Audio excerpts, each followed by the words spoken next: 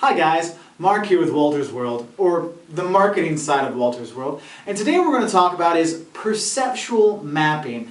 Basically, it's looking at your products or your company in relation to your competitors, but through the eyes of your customers or potential customers, okay? So what you do is you have this little axis here, okay? And you take two criteria, any two criteria, but the thing is you want to make sure they're criteria that are valid and important to your customers, okay? So here, we're going to talk about the fast food industry, the hamburger fast food restaurants, okay? That industry. So here I have a simple one, price versus quality. So high price, low quality, high quality, okay? So if we look at this, we say, okay, well, who are some of the big players? We look at McDonald's. Now here's the thing, when you do this, when you do a perceptual map, it's not what you think of your company, it's what customers think of it, okay? So that's why you do your market research to find out what they believe and what they think, because what you think your company does and you think what you are may be completely different.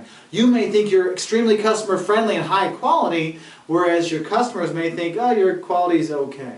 All right, so that's why you want to do some research beforehand. But, so we look at this. So we're customers of McDonald's. Obviously, I've gone to McDonald's maybe 3 times or 4 times today.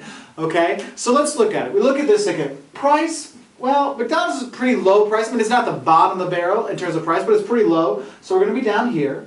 But then we look at quality. How's the quality of McDonald's? Well, it's not high quality food, because obviously low you can't have as much.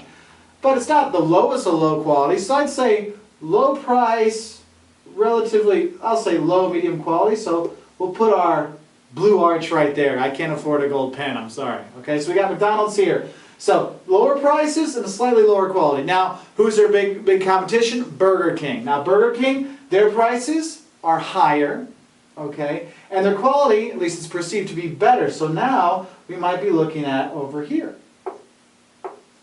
Burger King. Okay. Now, here's the thing though. We look at this and you may say, well, Burger King's not expensive. I should say these are relatively high price, relatively low price, relatively low quality, relatively high quality, because you're depending on the industry you're in. You know, there's no $100 fast food burgers, okay? They're all relatively in the same price range. Now, let's look at Wendy's. Now, Wendy's, their quality is even perceived to be even higher, so we're moving farther this way, but then what's price? Oh, I don't really know. Yeah, I've gone there before, and it's usually a little bit more than that, but they've been changing everything up, so I'm not sure. But from what I remember, and that's the thing, guys, you can change all you want, but it's what customers remember. I might put them higher price, higher quality. So we see here, oh, obviously, you know, more quality means more price. Well, what you do is you look here, it's like, well, you know what? We see it goes this way, but maybe we could find a high quality, medium price. You know, maybe at a Burger King level, or somewhere between Burger King and McDonald's, we could put something here, like Culver's, which is like a Wisconsin place, okay? Lots of cheeseburgers and stuff like that. Their prices are higher than McDonald's, about the same as Burger King, but the quality is higher than Burger King. About, you know, the same with Wendy's. So you use these things and it kind of gives you an idea, where should we go, okay? So this is the perception. Now what you can do then is, that's just one thing. Price, quality, everyone can figure out. But what you do is you try other things. You change these axes to give you a different perspective. So I'm going to erase these and I'm going to come back with some new criteria to give you guys a different idea to help you figure out, we're going to find some new locations for us. Okay? So, we're back. Now I've changed the criteria now. Now, we still have quality, but I've switched it to this axis. So high quality to low quality, but now I'm adding kid-friendliness. Why would I do that? Well, if I'm a Culver's or if I'm a McDonald's or a Burger King, obviously I want kids coming in so they can grow up and become fans of McDonald's or fans of Culver's so they come back later. So we look at these things. So here, we have kid-friendly environment versus not so kid-friendly environment. Because pretty much all fast food places will take children, so it's not a big deal. But we do have different levels, because you look at it, well, what is kid-friendly? Oh, well, there's the toys, there's the coloring sheets, do they have play areas, stuff like that. Okay, so let's go real quick. So McDonald's, obviously we got slightly lower quality, but extremely kid-friendly with all the stuff they're doing. So we got our M back here again. Okay, next we look at Burger King. Now Burger King, they have the toys, but they don't usually have a playland, and it's not as child-friendly, but it's okay. So maybe and the quality is getting up a little bit higher. So we got our Burger King here, kind of in the middle. Now we look at Wendy's. Now their quality is higher than Burger King's. However, they don't do much aside from having Frosties and some really kind of lame toys out there. So it's some stuff, but it's not. They're not doing so much. So now we're looking. Wendy's is over here. Okay, so McDonald's, kid-friendly but low quality. Burger King, quality's better, but it's all kind of kid-friendly. And then Wendy's, higher quality but less kid-friendly. And so, and you may say, well, no, Wendy's is that. Guys, this is the whole thing. It's your perception of how it is. So you want to get as much stuff as you can from your competitors. Now, if I'm looking here, I'm saying, hey, okay, where's a position I could put myself? So if we're Culver's, this Wisconsin, my favorite fast food burger joint, okay, I look at them, well, their quality's up here, it's higher, so we're at Wendy's quality level, but how kid-friendly are we? Okay, how kid-friendly do we want to be? Because we go anti-kid. Well, Wendy's has got that, so they're not anti-kid, but it's not as kid stuff there. So what if we go more towards this way?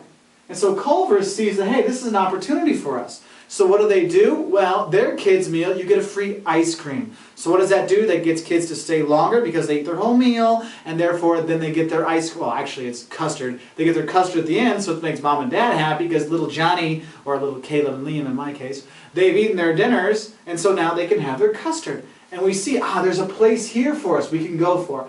And that's what Culver's did. They went higher quality, and we're still kid-friendly. We don't have the play area, but we got, all the stuff the kids love. They love those things. We talk to the kids. We're nice to them, all these things.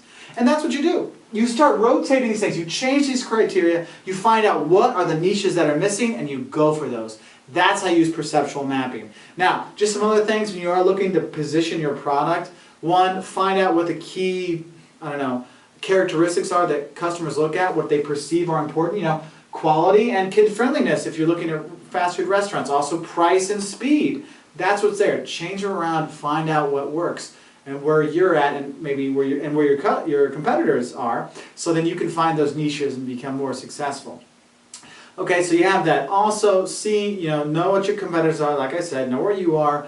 But also, once you find your position, do all the things that it takes to be there. So Culver's has to do all this kid-friendly stuff in order to get in that area and stay in that area.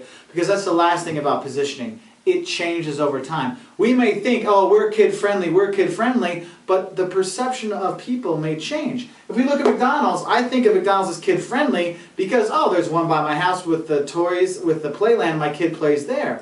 But then I go there and it's dirty. Okay, they don't clean up the stuff, there's food on the ground. It's like, I don't want to take my kid there, he might get sick or something. And then you look at other things. What else does McDonald's do? They've been redesigning their stores so they don't have as many playlands. It's more like a fresh urban environment so they can get all those urban kids to go there, well, urban adults. The thing is, they become less kid-friendly, so me as a parent, what's the point of me going to McDonald's now if there's no playland, and now it's not very comfortable, my kids are sick because you got weird seats and stuff like that. Maybe now I'm going for that Culver's one. So you always have to keep up with how the position is, where people are, how things change, because if you don't, you can lose your position. Okay, and that's why some people say McDonald's has lost its idea of the great American meal because they've been kind of wandering all over the map. Okay, so I hope that gives you an idea of what perceptual mapping is, and basically some stuff on positioning for your products or your company, and you can do this for different products and services too. It's not a big deal. So for more marketing fun, check us out at our website at www.woltersworld.com. Bye, and have a great time, whether you go to McDonald's, Burger King, Wendy's, or I'm going to go to Culver's because they got the cheese things too. So good. Bye.